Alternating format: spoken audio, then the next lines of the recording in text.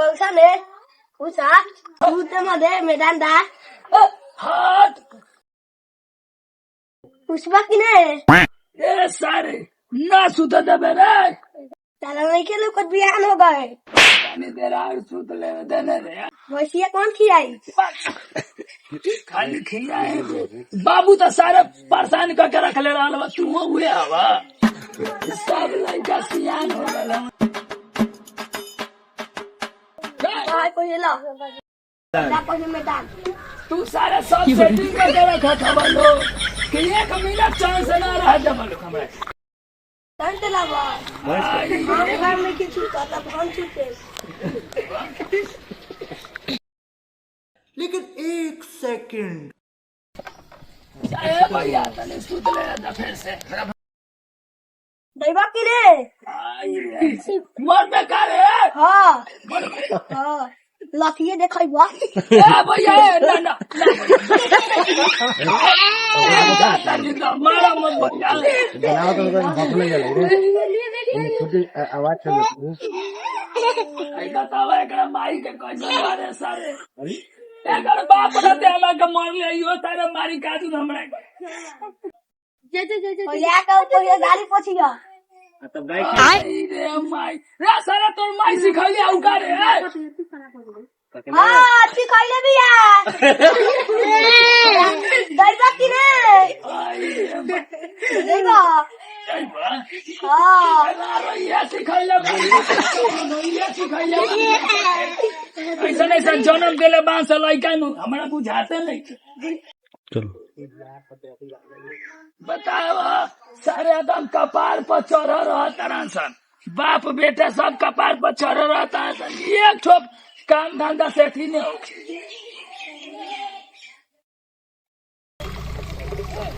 का है भैया गिरत का नहीं कपनिया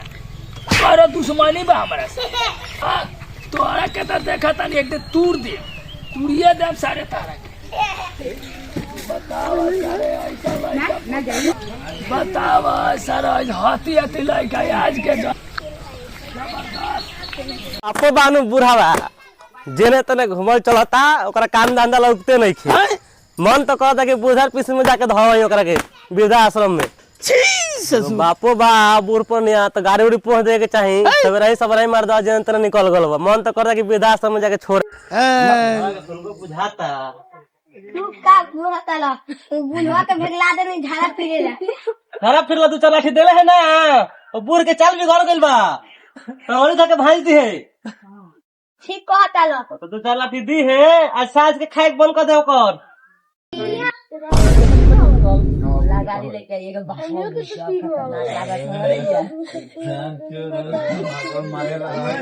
अरे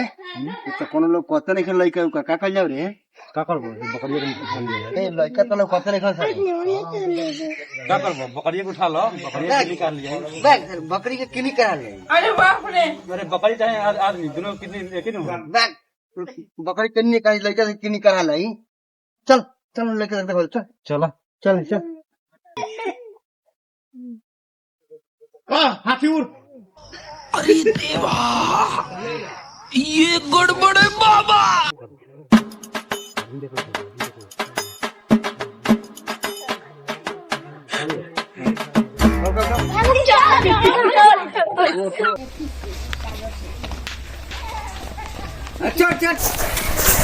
मायो बाबू केने चोराय ले चोर हाला कर चला सा घर में चोराय ले हो कितनी चोराय ले हो केने रे सच में होने का लई हो देखिए तो हमर बूढ़ा गल बा नहीं ओकरा के उठा मतलब सा बूढ़ के बुझाता दिन भर खाया दिन भर हगी दू गोरा लइया सब मुंह बन ले स केने कर गलई हस चल स त देखल जाओ कहीं बूढ़वा के लेके मन जा स है बोले गइल हन स हाय रे माई ऐसा सारा पेट झड़ा तानू का कहिए भैया पूरा खेत खराब हो गल बताओ ऐसा पेट झड़ी तो खेत में खादो खरी नहीं डाले के पड़ी है भैया हाय रे सब चोर आके सब गांव के अथी कइले हमन स बताओ कहाँ घूमत रहो? किरनी चोर घूमत है। मुई बेकार है हमरा के हमारा गाँव अपने मुँह जाइब किरनी कार ले से चल जीब पाटे। किरनी चोर। हाँ दू गोरा घूमत रहे काल सब लड़का सब कहत रहो सो। हाय रे माई रे त ये गोरा हमरा मकई में 2 गोरा बैठल हंसन। हाँ तो गइला है ना नहीं लेके चल जेन सो। हाय रे माई 2 गो सारे बैठल रहन खेतवा में तो हम जानी कोनो का पतोहिया झाड़ा फिरे आयल है।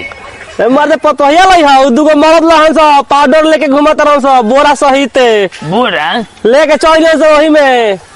हाय रे माई ए चल थाना में चल सारा थाना में पुलिस का बोला के गांव में अगोरिया कर चल थाना का बोला ले। हाय रे माई हई बतावा किरनी चोर बहन चोर गांव में घुमा तारा सन एकरा बहिनी के बियाह कर रे। चल चल डंडा भला लियाओ किरनी चोरों के गांठल जाओ। चल जल्दी सना चलो चलो हसुआ गरास लेके आओ जो काट दियो ओकरा के आज। सारे पकड़ा जाए आज काट दिया आज। कहाँ घुमाता रे किरनी चोर घुमाता है। चल चल चल घर में चल घर में चला सरा लाइका भाई चला सरा सारे। नमस्कार प्रणाम भैया ये वीडियो हमने के बनानी है सनू कि लोग सतर्क हो जाए क्या किरनी चोर बड़ा घुमाता रन सन। ये वीडियो से हमने के थोड़ा सा लोग के जगावे खातिर कह लेता कि तू लोग अपना लड़का के नु सतर्क रखल तो किरनी चोर सारे जने तेने घुमाता है सन चोरी कर ली है सन लड़का खत्म हो जाए लोग। वीडियो का लाइक करो लोग कमेंट करो लोग। Bye by.